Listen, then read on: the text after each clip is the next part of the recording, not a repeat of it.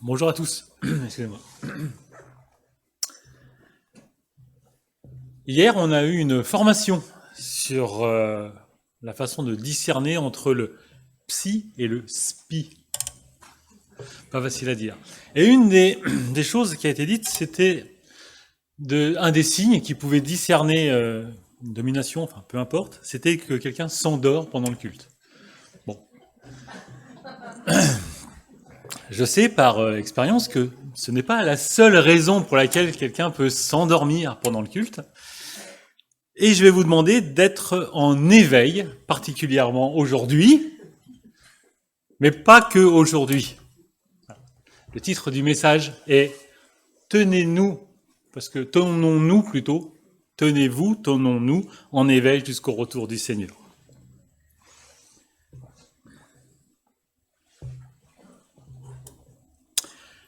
Je vais faire marcher la télécommande. Yes.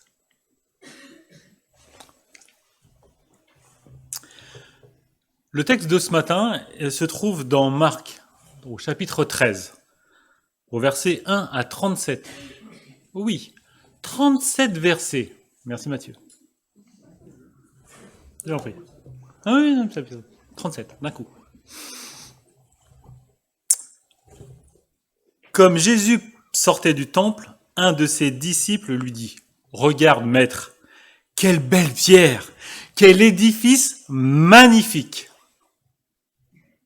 Jésus lui répondit « Oui, regarde bien ces grandes constructions. Il ne restera pas une pierre sur une autre. Tout sera démoli. » Puis il alla s'asseoir sur les pentes du mont des Oliviers en face du temple. Pierre, Jacques, Jean et André le prirent à part et lui demandèrent « Dis-nous, quand cela se produira-t-il ? Et à quel signe reconnaîtrons que tous ces événements sont prêts à s'accomplir ?»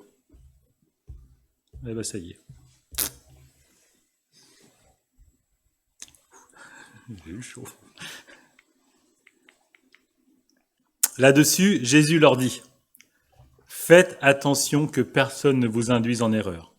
Plusieurs viendront sous mon nom en disant « C'est moi le Messie !» et ils tromperont beaucoup de gens. Quand vous entendrez parler de guerre et de menaces de guerre, ne vous laissez pas troubler, car cela doit arriver, mais ça ne sera pas encore la fin. En effet, on verra se dresser une nation contre une nation, un royaume contre un autre. Il y en aura en divers lieux des tremblements de terre, des famines, mais ce ne seront que les premières douleurs de l'enfantement. Quant à vous, faites attention à vous-même. On vous traduira devant les tribunaux des Juifs. On vous fouettera dans les synagogues et vous comparaîtrez devant les gouverneurs et les rois à cause de moi, pour leur apporter un témoignage. Il faut avant tout que la bonne nouvelle de l'Évangile soit annoncée à tous les peuples. Quand on vous emmènera pour vous traduire devant les autorités, ne vous inquiétez pas à l'avance de ce que vous direz. Mais dites simplement ce qui vous sera donné au moment même, car ce n'est pas vous qui parlerez, mais l'Esprit Saint. Le frère livrera son propre frère pour le faire condamner à mort. Le père livrera son enfant. Des enfants se dresseront contre leurs parents et les feront mettre à mort. Tout le monde vous haïra à cause de moi, mais celui qui tiendra bon jusqu'au bout sera sauvé. Quand vous verrez l'abominable profanation établie dans le lieu où elle ne doit pas l'être, que celui qui l'y comprenne, alors que ceux qui sont en Judée s'enfuient dans les montagnes. Si quelqu'un est sur son toit en terrasse, qu'il ne rentre pas à l'intérieur de sa maison pour emporter quelques biens qui s'y trouvent, que celui qui est dans les champs ne retourne pas chez lui pour aller chercher son manteau. Malheur en ces jours-là aux femmes enceintes et à celles qui allaitent. Priez pour que ça n'arrive pas en hiver, car ce sont des jours de détresse comme on n'en a pas connu depuis que Dieu a créé le monde et comme jamais plus on verra de semblable. Vraiment, si le Seigneur n'avait pas décidé de réduire le nombre de ses jours, personne n'en réchapperait. Mais à cause de ceux qu'il a choisis, il abrégera ce temps. Si quelqu'un vous dit alors, voyez, le Messie est ici, ou il est là, ne le croyez pas. Des faux messies surgiront, ainsi que de faux prophètes. Ils produiront des signes miraculeux et des prodiges au point de tromper, si c'était possible, que ceux que Dieu a choisis. Donc, vous, faites attention, je vous ai prévenu.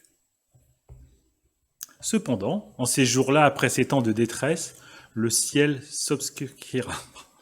La lune perdra sa clarté, les étoiles tomberont du ciel, les puissances célestes seront ébranlées. Alors le Fils de l'homme viendra... le Fils de l'homme venir... je vais recommencer. Alors on verra, merci Anne, le Fils de l'homme venir sur des nuées avec beaucoup de puissance et de gloire. Il enverra des anges rassembler ses élus des quatre coins du monde, d'un bout à l'autre de l'univers. Que l'exemple du figuier vous serve d'enseignement. Quand ses rameaux deviennent tendres et que ses feuilles poussent, vous savez que l'été est proche. De même, quand vous verrez se produire ces événements, sachez que le Fils de l'homme est proche, comme aux portes de la ville. Vraiment, je vous assure que cette génération la génération-ci ne passera pas jusqu'à tout cela devienne à se réaliser. Le ciel et la terre passeront, mais mes paroles ne passeront pas. Quant au jour et à l'heure, personne ne sait quand ça va se produire. Ni les anges du ciel, ni même le Fils, seul le Père sait. Soyez vigilants, restez sur vos gardes, puisque vous ne savez pas quand viendra ce moment.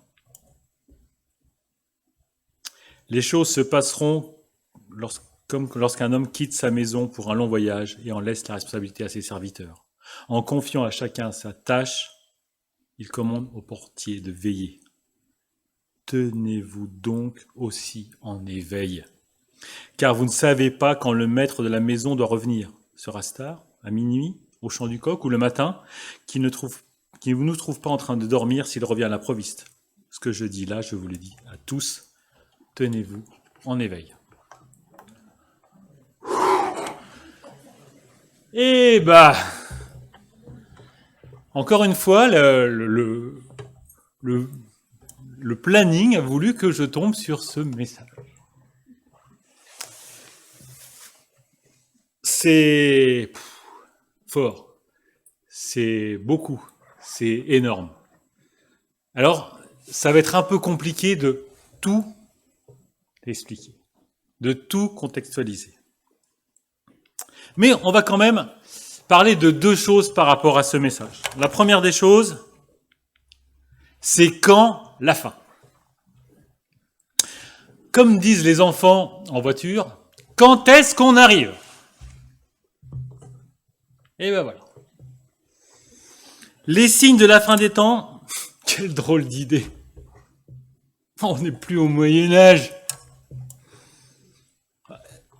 Pourtant, c'était annoncé un nombre incalculable de fois. Pour rire, juste comme ça, pour rigoler.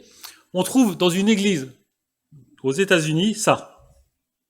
Un panneau publicitaire annonce la première étape de la fin du monde, le 21 mai 2011. Bon, ça va. Ils sont pas non plus... Et c'est même écrit dessus, pour ceux qui lisent l'anglais, la Bible le garantit. Donc, a priori, c'est marqué dans la Bible, alors je vais chercher, 21 mai 2011, j'ai essayé toutes les entrées, vous savez, Google. Pour ceux que ça amuse, la fin du monde, parce qu'il y en a peut-être que ça amuse, que ça peut plaire, je vous conseille un super article sur Wikipédia. Voilà, on voit pas très bien là. C'est le nombre de fois qu'a été annoncé officiellement la fin du monde. Par une organisation un peu officielle. Alors, j'ai un peu trié, juste la dernière auquel on a échappé, le 20 février 2020. Donc, normalement, Armageddon est entre un combat entre Jésus et la Trinité maléfique constituée de Satan, de l'Antéchrist et du faux prophète. C'est Jeanne Dixon qui a prédit ça aux États-Unis. Et donc, ça devait arriver le 20 février 2020. A priori. J'en ai d'autres, Oui, ça peut arriver. Est-ce que maintenant, peut-être, vous voulez savoir les prochaines ? Ça vous intéresse, peut-être. Les prochaines qui ont été annoncées. Les témoins de Jéhovah annoncent... Alors, eux, ils sont un peu prudents, les témoins de Jéhovah, parce qu'ils se sont trompés dans le passé. Donc maintenant, ils sont plus aussi précis. Ils annoncent imminent. C'est la date. Imminent. C'est bien, parce qu'avant, c'était des dates. Là, c'est imminent. Donc, depuis 1995, ils ont décidé de dire imminent. Parce que ils étaient dit que en 95, tous ceux qui étaient nés avant 1914 verraient la guerre d'Armageddon de leur vivant. Donc, la fin était proche.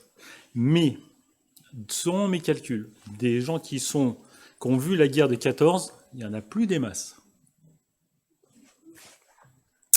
D'autres, Isaac Newton, vous voyez qui c'est Isaac Newton, a annoncé la fin du monde.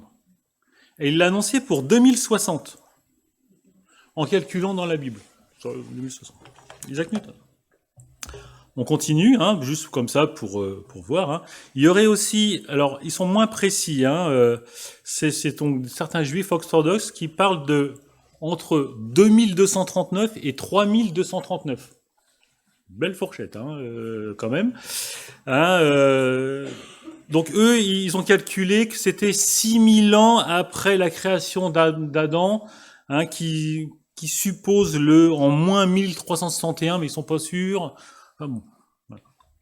Et puis il y en a une autre, une dernière, les hindous qui calculent, eux, ça serait plutôt en 428 898. On sera pas là, a priori. Eux non plus, faut la faire. Voilà. Donc on en rigole parce que c'est presque drôle, mais en fait c'est pas drôle. Donc moi quand j'ai lu ce texte, j'ai dit bon je vais le laisser de côté ce texte. Ça me plaît pas. J'ai pas envie de passer pour un illusionniste ou un complotiste qui imagine des choses. Donc c'est le premier réflexe que j'ai eu. Je dis non, pas lire, pas m'intéresse pas. Et puis un illustre pasteur de ma connaissance me dit souvent, si c'est écrit dans la Bible, vu le prix du papyrus à l'époque, c'est que ça doit être important. Bon, alors j'ai dit bon. Pour dire vrai, interpréter les signes, on fait ça tout le temps. Tout le temps, tout le temps. Dérèglement climatique, épuisement des ressources naturelles, fin d'un cycle, sans compter les prédictions, les sondages, les suppositions. Et ça, je parle que dans notre monde un peu chrétien. Dans le monde séculier, on parle même d'horoscope, de prédictions, ainsi de suite. Un sondage qui a été mené en 2012 dans 20 pays ont révélé que 14% des personnes pensaient que la fin du monde serait pendant leur cours de leur vie. Et ça va jusqu'à 22% aux États-Unis. Un peu moins en France, mais 22% aux États-Unis. Donc il y a 1/5 des Américains qui pensent que ça va arriver là. Pour dire vrai, on est dans une espèce de sidération. Si vous regardez bien, on est assez conscient que le monde se dégrade. Mais on n'en est que des spectateurs. Mais on aimerait bien que ça change. Mais on n'en est que des spectateurs. Je vous donne un exemple simple. Mes parents, dans les années 80, ils étaient déjà très écologistes. Beaucoup plus que... comme un peu aujourd'hui, parce qu'on est tous un peu écologistes, paraît-il. Et ils avaient manifesté contre la Moco-Cadiz. Je ne sais pas si les plus anciens s'en souviennent. Il y avait eu un accident, un naufrage en Bretagne, et on avait ça. Mais avec le recul, tout le paradoxe du truc, c'est qu'on y a été en voiture manifester contre mes Cadiz. C'est-à-dire qu'en gros, on reprochait d'avoir du pétrole, de transporter le pétrole, en mettant quelque chose dans notre voiture qui était du pétrole. Et en fait, on est un peu tous comme ça encore, quoi. C'est ça qu'il faut juste faire un petit peu attention. Qu'est-ce qu'on peut entendre dans ce dernier grand discours de Jésus ? Il n'est pas là par hasard, ce discours. Ça, c'est clair, c'est le prix du papyrus, ça va parvenir. Jésus venait de quitter le temple. Il annonce la destruction de celui-ci. Déjà, il est dans la période, vous savez, juste avant sa crucifixion. C'est un moment qui est quand même assez charnière. Et en fait, il a envie de laisser un message fort aussi. il va mourir et abandonner ses disciples. Faisons attention à ce paradoxe. Jésus a annoncé à ses disciples la venue du Fils de l'homme dans la gloire. Il leur a donné des signes et des indices que ce moment arrivait. Il leur a même dit, cette génération ne passera point que tout cela n'arrive. Imaginez les disciples à ce moment-là. Tout le monde pensait que le roi promis allait arriver dans une gloire incroyable, qu'il allait anéantir tous les ennemis. Le souci, c'est que ce roi tant promis, il n'est pas arrivé dans la gloire, mais sur une croix. Il n'y avait pas une grande cour autour de lui, mais 2 brigands à côté de lui. C'est à mon avis le tout premier enseignement de ce texte, c'est d'arrêter de chercher les signes d'un grand royaume et de reconnaître les signes les plus simples. Et si on nous rappelait qu'en bas de cette croix, un païen a reconnu, il a dit, toi, tu es le Messie, je te reconnais comme le Messie. Ne cherchons peut-être pas absolument à chercher des signes, mais à vivre une vie chrétienne simple et tournée vers Christ. Il y a plusieurs théories sur ces signes. Si vous lisez Théologie systématique de Gruden, je regarde Matthieu parce qu'il en est. Il y a plusieurs façons de penser. Certains pensent que tous les signes sont déjà accomplis, donc le Seigneur va revenir à n'importe quel moment là. C'est peut être tout de suite. D'autres, il y en a encore à venir des signes. Donc, on n'est pas pressé. Moi, je ne veux pas faire de polémique. Je veux pas je veux pas prendre parti en fait, parce que c'est pas ça le plus important. Ce qui compte, c'est notre attitude. Lisons les versets, ou relisons les versets 25 et 26. Le soleil va s'obscurcir, la lune perdra sa clarté, les étoiles tomberont du ciel, les puissances célestes seront ébranlées. Puis on verra le Fils de l'homme venir sur les nuées avec beaucoup de puissance et de gloire. Il enverra ses anges rassembler ses élus des 4 coins du monde, d'un bout à l'autre de l'univers. Vous avez bien lu ce verset ? Il n'y a rien qui vous choque. Il n'y a rien qui vous pose une petite question dans ce verset. Alors, ce que je vous propose, c'est qu'on va faire une petite expérience, si vous voulez bien. On en fait rarement des expériences à l'église, c'est vrai. On va faire une expérience. Je vous propose simplement, tous, de fermer les yeux. Faites-moi confiance, fermez les yeux. Oui, non, ne riez pas. Fermez les yeux, juste fermez les yeux. Et dites-moi ce que vous voyez.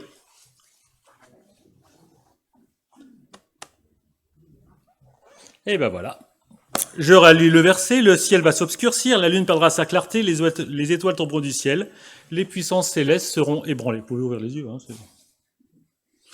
Donc, le jour où on verra tous ces signes, on verra rien.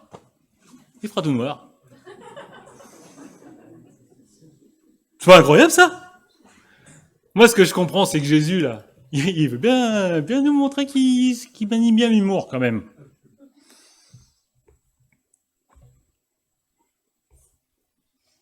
Il nous donne des signes pour qu'on soit rassurés. Ouais, vous voyez, regardez, ça va se passer comme ça va être sympa et tout. Mais il fera tellement sombre qu'on ne pourra pas les voir. Peut-être que la seule chose à comprendre de tout ça, c'est peut-être qu'il n'y a rien à voir, mais juste à entendre.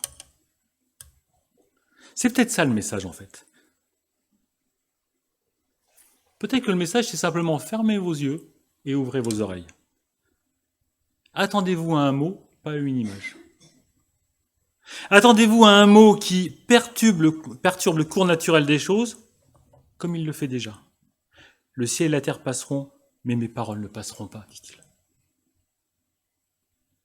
Le ciel, la terre, leur ordre immuable, leur loi, leur catégorie, l'organisation, tout passera. L'ordre mondial est terminé. l'ordre mondial a été bouleversé. Pas par un signe de changement. Genre un truc qui va transcender les foules, qui va faire des feux d'artifice, qui va faire des trucs... Non, non, non, non, non, non. Une parole. Une simple parole. Le passage de ce matin traite du fait que personne ne connaît le jour ou l'heure, pas même le Fils, seulement le Père. Appelés à mettre notre foi dans le Fils, nous devrons être satisfaits de ça. En d'autres termes, la foi ne nous donne pas de réponse aux questions quand et comment. La foi nous permet simplement de mettre fin à l'incertitude du passage du temps. Il y a un proverbe, une petite expression qui dit « Il y a 2 jours de la semaine où on ne doit pas s'inquiéter ». Est-ce que vous connaissez ces 2 jours? Non? Moitié de bonne réponse. Hier et demain. Je vous assure, c'est les 2 jours de la semaine où il ne faut pas s'inquiéter. La foi nous garde éveillés dans une saine agitation parce que nous ne savons pas quand le moment viendra. C'est le fait de ne pas savoir et de ne pas observer qui nous maintient en vie. C'est le fait de ne pas savoir qui permet qu'on a des projets, qu'on a des envies. Quelle joie en fait de ne pas savoir quand ça va se terminer. Autrement, comment on fait pour vivre? Comment on fait pour aimer? C'est triste, non? Ne soyons pas blasés, aigris ou tristes, mais au contraire, restons attentifs et bienveillants vers les autres, en alerte. On éveille, quoi. La foi de Jésus nous apporte une vraie paix. On peut lire dans l'évangile de Jean, au chapitre 16, verset 33, « Il fallait que je vous dise aussi cela pour que vous trouviez la paix en moi. Dans le monde, vous aurez à souffrir bien des afflictions, mais courage, moi j'ai vaincu le monde. »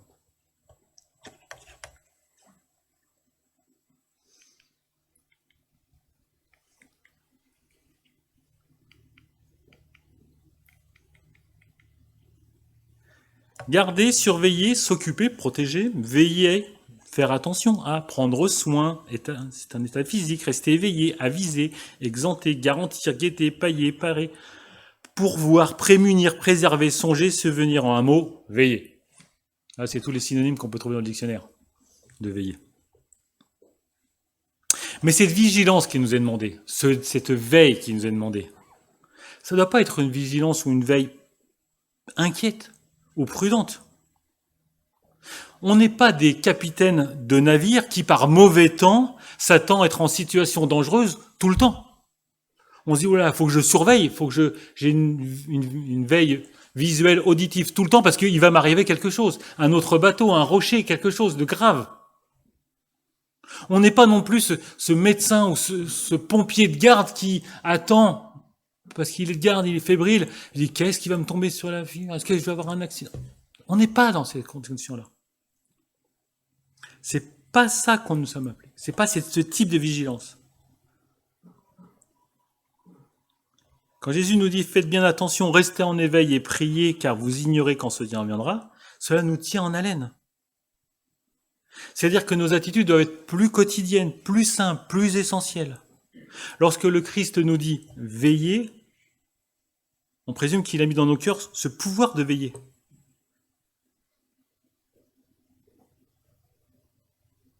Et ce pouvoir, c'est de l'espérance aussi. C'est-à-dire réveiller nos cœurs pour le rencontrer.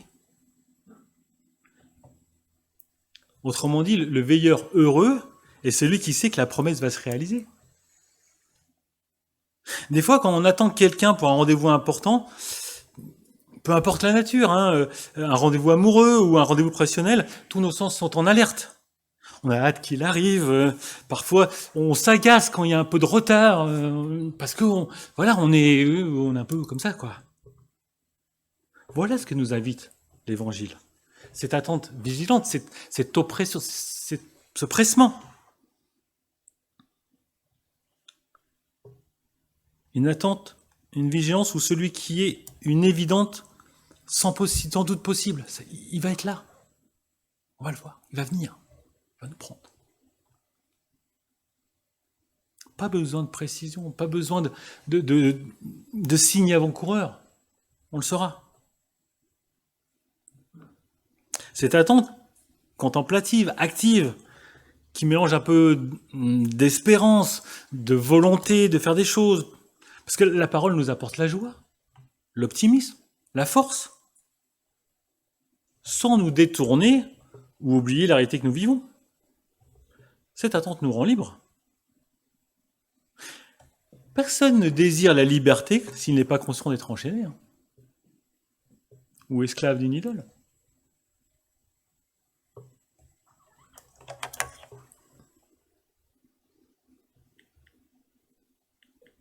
Bon, en vrai, c'est quand? Ah oui, parce que là, bon, on rigole comme ça.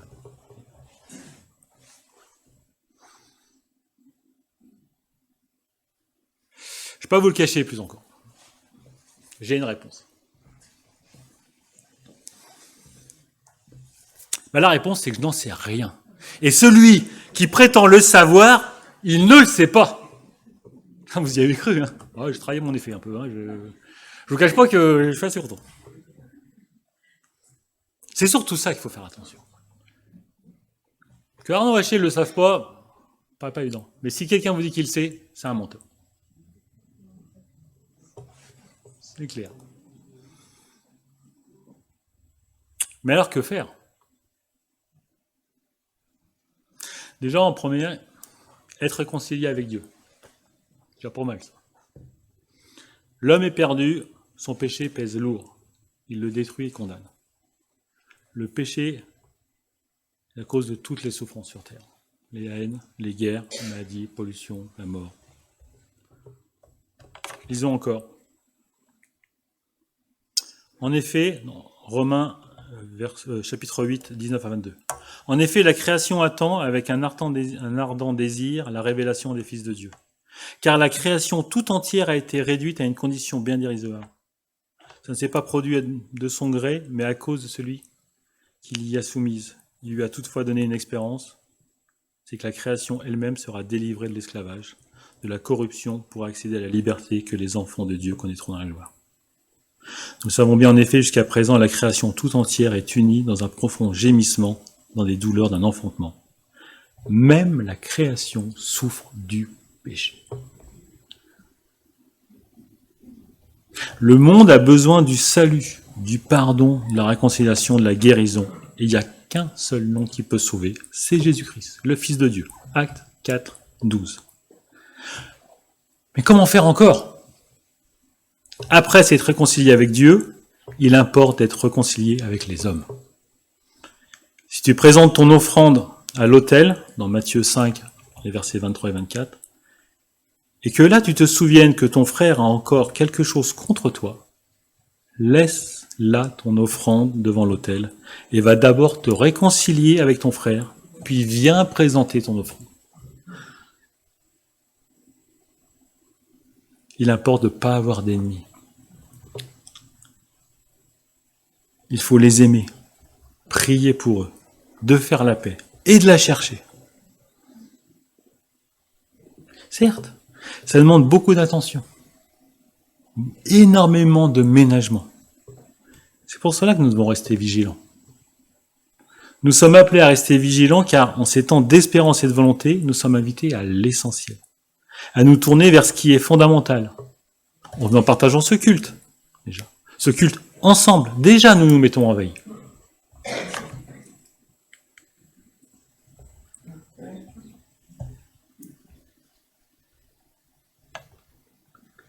Ça sera ma conclusion pour aujourd'hui. Restez calme et regardez vers Jésus. Je vais prier. Oui Seigneur, ensemble nous voulons rester en veille. Il est évident que ce passage compliqué, ce passage tellement fort, peut nous perturber, peut nous déranger parfois, comme il m'a dérangé. Et je te demande Seigneur de nous aider, de m'aider à accepter aussi le fait qu'on ne le sache pas. te demande de nous aider, de m'aider à être particulièrement vigilant, de veiller et surtout d'être bienveillant. Parce que je ne veux pas quitter ce monde en ayant de la colère avec quelqu'un, d'être en guerre avec quelqu'un. Je te prie pour nos autorités qui, dans ces temps particulièrement troublés, ont